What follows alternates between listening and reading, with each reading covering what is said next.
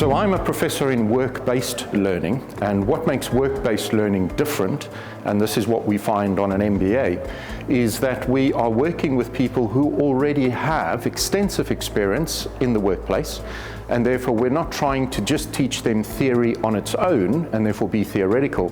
What we're trying to do is we're trying to tease the experience they have at work into the classroom, and then we work with that experience to develop them as professionals, as well as working with them in their professional context. So the kind of projects that you might find them working on are things that they are actually doing in the workplace. So it might be launching a new human resource management, talent management program. It might be re-looking at their procurement or logistical chain. It might be launching a new business.